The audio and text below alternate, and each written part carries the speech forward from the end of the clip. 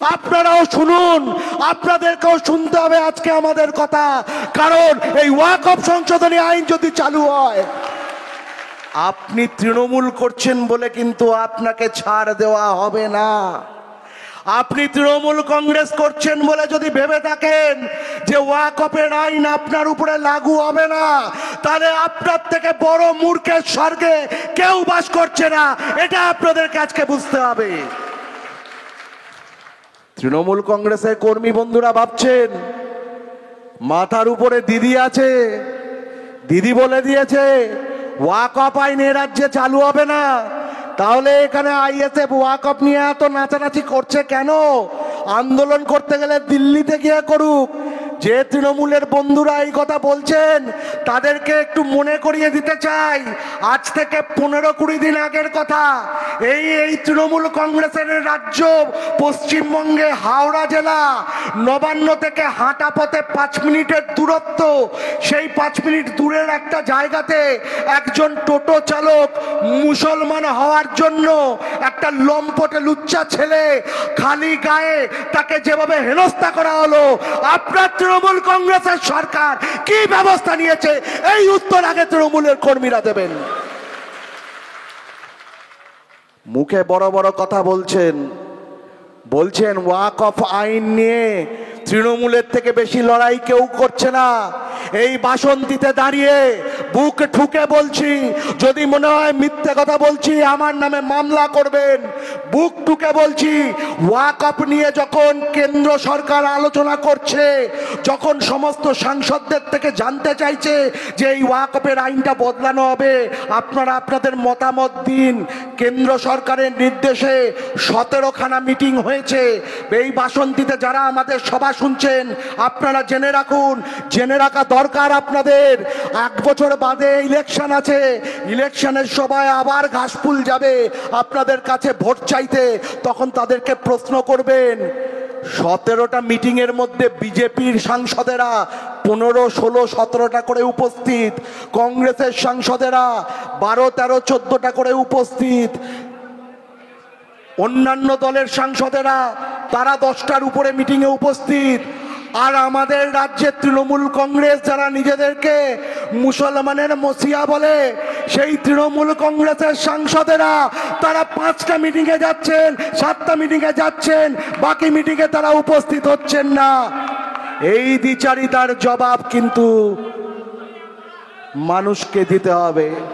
কিন্তু এই আমাদের লড়াই ময়দানে থাকার জন্য আমাদের রাজ্যের তৃণমূল কংগ্রেসের গায়ে এত চুলকানি কেন হচ্ছে আমরা বুঝতে পারছি না, আমরা বুঝতে পারছি না। আর তাই আমরা বলছি ঠিক আছে, এসো তোমাদের চুলকানির উপর আরেকটু আমরা লঙ্কা বাটা দেব। তাই শুধু ওয়াকফ নিয়ে আমরা বলবো তাই নয়, আমরা ওই 26,000-এর যে চাকরির দুর্নীতি তাই নিয়েও আমরা কথা বলবো। তৃণমূল কংগ্রেসকে জবাব দিতে হবে যে এই গত 14 বছর ধরে তারা যে এখানে রাজটা চালাচ্ছে, সেই রাজের ফলে কটা আমার মুসলমান ভাই বোনেদেরকে সরকারি চাকরি দেওয়া গেল বন্ধু? তৃণমূল কংগ্রেসের যারা এখানে আছেন বাধ্য হচ্ছেন আজকে সভা শুনতে। আগামী নির্বাচনে জেনে রাখুন, বাসন্তীর মানুষ আপনাদেরকে প্রশ্ন করবে যে সব সময় শুধু ওই গেরুয়া ঝান্ডাতে শুভেন্দু অধিকারী আসছে, এই ভয় আর জুজুতে আর আমরা ভুলবো না। উত্তর দাও, যে মুসলমানদেরকে বিজেপির ভয় দেখিয়ে তোমরা ভোট নাও, সেই মুসলমানদেরকে কটা সরকারি চাকরি এই তৃণমূল কংগ্রেস দিয়েছে? মুখে বলছে তৃণমূল কংগ্রেস বিজেপি সাম্প্রদায়িক রাজনীতি করে, আড়ালে বলে তৃণমূল কংগ্রেস যে আইএসএফ সাম্প্রদায়িক দল। আমরা এই বাসন্তীর সভা থেকে আজকে আপনাদেরকে দেখিয়ে দিতে চাই যে সাম্প্রদায়িক রাজনীতিটা কিরকম হচ্ছে আমাদের এই রাজ্যে।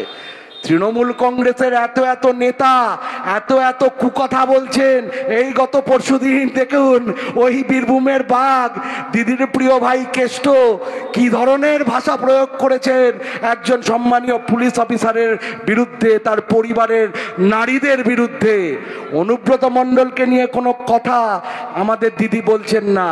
দিদি তৃণমূল কংগ্রেসের সেই সমস্ত লোকগুলোর বিরুদ্ধে কথা বলেন। কাদের বিরুদ্ধে বলেন বলুন তো? চাকরি চুরিতে পার্থ চট্টোপাধ্যায় জেলে, চাকরি চুরিতে আরো তৃণমূলের নেতারা জেলে ছিল, তাদের নিয়ে মমতা ব্যানার্জি কথা বলছেন না। শুধু খবরের কাগজ খুলুন, টিভির পর্দা খুলুন, দেখবেন এই রাজ্যে তৃণমূলের গুন্ডা নেতা কে? কোনো মোল্লা, কোন ইসলাম, কোন শেখ, এই নামগুলোকে তৃণমূল বলছে, এরা হচ্ছে গুন্ডা নেতা। আমরা বলছি সাম্প্রদায়িক রাজনীতির মানেটা কি দিদি? সাম্প্রদায়িক রাজনীতির মানে হচ্ছে কোনো একটা সম্প্রদায়ের বিরুদ্ধে হিংসার রাজনীতি তৈরি করা, ঘৃণার রাজনীতি তৈরি করা। আজকে এই রাজ্যে তৃণমূল কংগ্রেসের টপ টু বটম প্রত্যেকটা নেতা চোর, আমরা জানি, বাংলার মানুষ জানে। একেবারে পুরো বুথ স্তর থেকে আরম্ভ করে রাজ্য স্তর থেকে হিন্দু নেতা, আদিবাসী নেতা, মুসলমান নেতা সবাই চোর। কিন্তু খবরের কাগজে নাম আসছে কার? খবরের কাগজে, টিভির পর্দায় নাম আসছে ভাঙড়ের তাজা নেতা, নাম আসছে মগরাহাটের মুসলমান নেতা, নাম আসছে মালদার মুসলমান নেতা। এমন একটা ভাব যেন এই রাজ্যে যত অ্যান্টি সোশ্যাল অ্যাক্টিভিটিস সব শুধু মুসলমানরা করে। আর বিজেপি যখন এই নিয়ে রাস্তায় নামছে, বিজেপি যখন জায়গায় জায়গায় মিছিল করে বলছে এই মুসলমানদের জন্য এই রাজ্যটা পশ্চিম বাংলাদেশ হয়ে যাচ্ছে, তাদেরকে কেউ জেলে পুরছে না। আর আইএসএফ এর নেতারা যখন এই রাজ্যের মেহনতি গরিব মানুষের হকের কথা বলতে যাচ্ছে, তাদের 100 দিনের টাকার কথা বলতে যাচ্ছে, যখন আবাস প্রকল্পের কথা বলতে যাচ্ছে, তখন তাদেরকে মিথ্যা কেস দিয়ে জেলে পুরছে। এই রাজনীতি হচ্ছে সাম্প্রদায়িক রাজনীতি। এই সাম্প্রদায়িক রাজনীতি আজকে তৃণমূল কংগ্রেস গোটা রাজ্যে করছে। এর জবাব বাংলার মানুষ আগামী দিনে তৃণমূল কংগ্রেসকে দেবে।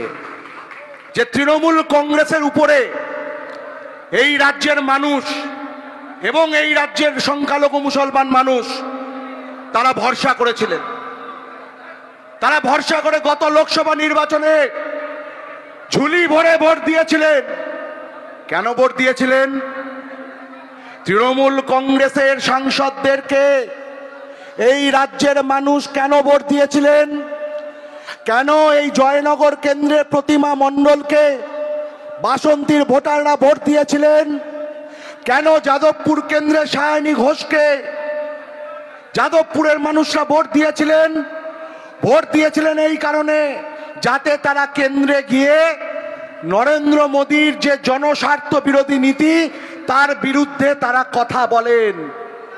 এই কারণে মানুষ তাদেরকে ভোট দেননি যে তারা এসির ফার্স্ট ক্লাস ট্রেনে চেপে দিল্লি যাবেন, বিমানের টিকিট কেটে এসিতে গিয়ে দিল্লিতে গিয়ে সংসদ ভবনের ক্যান্টিনে 30 টাকা দিয়ে খাসির মাংস ভাত খাবেন। এই কারণে তাদেরকে ভোট দেয়নি। মানুষ ভোট দিয়েছিল এই কারণে, যাতে শ্রীরামপুরের সাংসদ কল্যাণ বন্দ্যোপাধ্যায় জেপিসির মিটিং এ গিয়ে বলতে পারেন যে এই ওয়াকফের যে আইন, এই আইন আমরা লাগু হতে দেব না, এই আইন একটা কালা আইন, এই আইন বাতিল করতে হবে। এই কথা বলার জন্য মানুষ ভোট দিয়েছিল কল্যাণ বাবুকে। কল্যাণ বাবু কি করলেন জেনে রাখা দরকার আপনাদের। কল্যাণ বাবু কি করলেন? কল্যাণ বাবু যে মিটিং এ ওনার বলার কথা ছিল যে এই ওয়াকফ আইন, এই আইন আমরা চালু করতে দেব না, এই আইন আমাদের দেশের সংবিধান বিরোধী আইন, সেই মিটিং এ কল্যাণ বাবু হাতে একটা কাঁচের গ্লাস ভেঙে মিটিং ছেড়ে পালিয়ে চলে গেলেন। মানুষের পিঠে ছুরি মেরেছে এই তৃণমূল কংগ্রেস। ওয়াকফ সংশোধনী আইন নিয়ে তারা কোন রকম কোন কথা সংসদের মধ্যে বলেনি, মুখে আঙুল দিয়ে রেখে দিয়েছে। আর আজকে যখন এই রাজ্যে আইএসএফ যখন বলছে যে আমরা এই ওয়াকফ আইনের বিরুদ্ধে আন্দোলন করব, তখন এই রাজ্যে মাননীয় মুখ্যমন্ত্রী বলছেন যে এখানে আন্দোলন করা যাবে না, আন্দোলন যদি করতে হয় তাহলে দিল্লি গিয়ে আন্দোলন করো।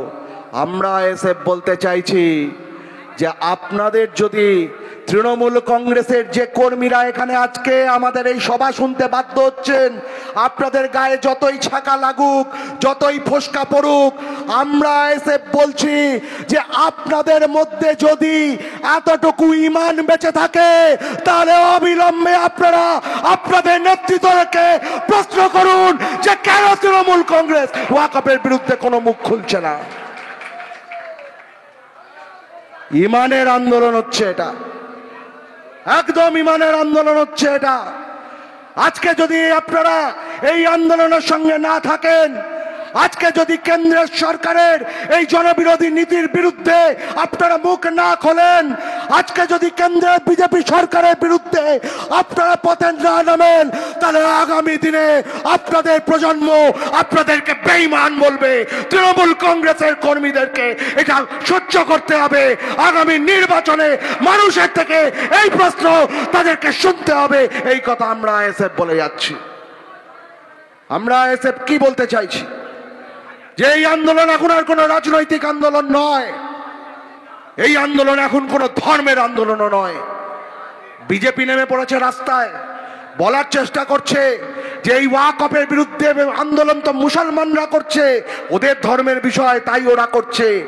আমরা এসে বলতে চাইছি যে এই আন্দোলন এটা ধর্মের আন্দোলন নয়, এই আন্দোলন হচ্ছে সংবিধান বাঁচানোর আন্দোলন, দেশ বাঁচানোর আন্দোলন। কেন বলছি আমরা? এই যে সংবিধান কোন বিজেপির ছেলেপেলেরা তৈরি করেনি, কোন সাভারকরের বাচ্চা তৈরি করেনি, কোন গোলওয়ালকরের বাচ্চা তৈরি করেনি। এই সংবিধান তৈরি করে গিয়েছেন ডক্টর বাবা সাহেব আম্বেদকর। এবং এই সংবিধান তৈরির সময় এমন তিনি লিখে গেছেন সংবিধান, যে আজকে চেষ্টা করেও ওই আরএসএস বিজেপি এই সংবিধান বদলাতে পারছে না। কি লিখে গেছেন বাবা সাহেব আম্বেদকর? জেনে রাখা দরকার বাসন্তীর মানুষদের, যে এই সংবিধানের 14 নম্বর ধারা, 15 নম্বর ধারা, 25 নম্বর ধারা, 26 নম্বর ধারায় পরিষ্কার করে বলা আছে যে আপনি হিন্দু হন, আপনি মুসলমান হন, আপনি খ্রিস্টান, বৌদ্ধ, শিখ, জৈন যাই হন না কেন, আমাদের এই ধর্ম নিরপেক্ষ ভারতবর্ষে আপনার নিজের ধর্ম পালনের সম্পূর্ণ স্বাধীনতা রয়েছে, অধিকার রয়েছে। লেখা আছে আমাদের সংবিধানে। আর কি লেখা আছে আমাদের সংবিধানে? বলা আছে যে আমাদের এই দেশ ধর্ম নিরপেক্ষ দেশ, অর্থাৎ এই দেশের প্রত্যেকটা মানুষ তার ধর্ম যা খুশি হতে পারে, তার বর্ণ যা খুশি হতে পারে, তার জাত যা খুশি হতে পারে, কিন্তু প্রত্যেকটা মানুষের অধিকার সমান থাকবে। আজকে এই ওয়াকফ আইন যে নতুন চালু করেছে, তার মধ্য দিয়ে এই বিজেপি সরকার কি বলতে চাইছে যে রাজ্যে এই দেশে মুসলমানদের আলাদা আইন আমরা নিয়ে আসছি। নতুন এই ওয়াকফ আইনের মধ্য দিয়ে তারা বলতে চাইছে যেটা, যে আগে যেভাবে ওয়াকফের যে সম্পত্তি ছিল সেই সম্পত্তি আমরা এখন আর ওয়াকফ বলে মানব না। যদি ওয়াকফ বলে মানতে হয়, নতুন করে সেই সম্পত্তি রেজিস্টার করাতে হবে, ডকুমেন্ট নিয়ে রেজিস্টার করাতে হবে, নথি লাগবে। আবার সেই এনআরসির মতো চক্কর। মনে আছে তো এনআরসিতে কি বলেছিল? আপনি এই দেশের মানুষ কিনা, আপনাকে নিয়ে আসতে হবে 3 পুরুষ 4 পুরুষ আগের নথি। এখনকার ভোটার কার্ড, আধার কার্ডে হবে না। সেই নথি নিয়ে আসলে তবে তুমি এই দেশের লোক, না হলে নয়। এখন ওই পুরনো মদ নতুন বোতলে ঢেলেছে, বলছে কোন সম্পত্তি ওয়াকফ, ওই বলা আছে আমরা ওসব মানবো না, নতুন নথি নিয়ে এসো যাতে বলা আছে যে এটা ওয়াকফ, তবে গিয়ে আমরা মানবো। আমাদের এই রাজ্য, এই দেশে কত কত মানুষ যুগ যুগ ধরে ওয়াকফে তাদের সম্পত্তি দিয়েছেন, ধর্ম বিশ্বাসের মধ্য দিয়ে দিয়েছেন, ধর্মের আনুগত্যের মধ্য দিয়ে দিয়েছেন, সৌভ্রাতৃত্বের মধ্য দিয়ে দিয়েছেন, সাম্প্রদায়িক সম্প্রীতির মধ্য দিয়ে দিয়েছেন। আজকে যদি সেই সমস্ত নথি খুঁজে বার করতে হয়, তাহলে জেনে রাখুন, এই বাসন্তীর মানুষেরা জেনে রাখুন, আজ থেকে 30 বছর আগে ওই একটা বাবরি মসজিদ ভাঙা নিয়ে যে ক্ষত তৈরি হয়েছিল, এই নতুন ওয়াকফ সংশোধনী আইন যদি ফুলদমে চালু হয়, তাহলে গোটা দেশ জুড়ে এত বাবরি মসজিদের ঘটনা ঘটবে যে আমরা কিন্তু আর সেটাকে নিরাময় করতে পারবো না। তাই আমরা বলছি এই ওয়াকফ আইনকে বাতিল করতে হবে, এই কালা কানুন। বিজেপি সরকারের আনা এই কালা কানুন বাতিল হওয়া অবধি আমরা এসে পথে থাকবো, লড়াইয়ের ময়দানে থাকবো। আমরা এই সভা থেকে শুধু একটা কথা বলতে চাই, এই রাজ্যের ক্ষমতায় আপনারা আছেন, আগামী দিনেও হয়তো থাকতে পারেন, রাজধর্ম পালন করুন। তৃণমূল কংগ্রেসকে বলতে চাইছি, রাজধর্ম পালন করুন। আপনার এই রাজ্যে আপনারা শাসন করছেন, আপনার প্রত্যেকটা রাজ্যবাসী আপনার সন্তানের মতো, সে আইএসএফ করতে পারে, সে তৃণমূল করতে পারে, সে কংগ্রেস করতে পারে, বা সে কোনো রাজনীতি নাও করতে পারে। আপনি রাজ্যের সরকারে, আপনার দায়িত্ব তাদের পেটের ভাতের যোগান করে দেওয়া, আপনার দায়িত্ব তাদের ছেলে মেয়েদের স্কুল কলেজে পড়ানোর ব্যবস্থা করে দেওয়া, আপনার দায়িত্ব তাদের যে সমস্ত সময় তারা অসুস্থ হবে তাদেরকে সঠিকভাবে স্বাস্থ্য পরিষেবা দেওয়া।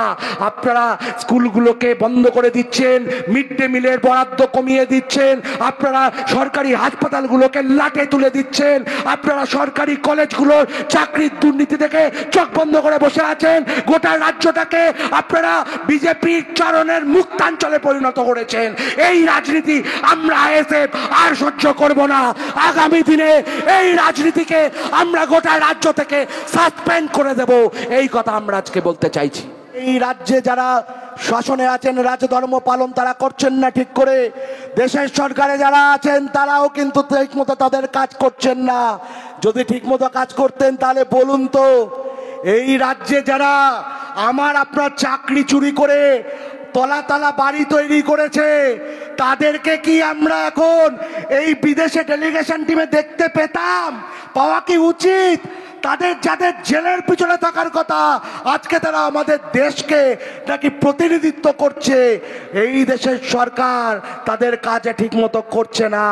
আর তাই আগামী দিনে এই বাসন্তী ব্লকে প্রত্যেকটা মানুষের কাছে আমাদের আহ্বান যে এই সময়টা সঠিক বন্ধু চিনে নেওয়ার সময়। সঠিক বন্ধু চিনে নিন, আন্দোলনের বন্ধু চিনে নিন, আপনার লড়াই সংগ্রামের বন্ধু চিনে নিন, সেই মানুষদেরকে চিনে নিন যারা আপনাদের পাশে থাকবে, আপনাদের হকের কথা বলবে, আপনাদের হকের লড়াই লড়বে।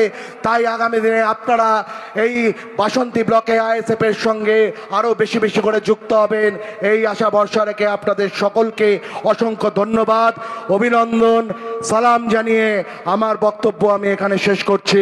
ইনকলাব জিন্দাবাদ, আইএসএফ জিন্দাবাদ, আমাদের নেতা পীরজাদা নওশাদ সিদ্দিকী জিন্দাবাদ। এখন আজকের প্রতিবাদ সভায়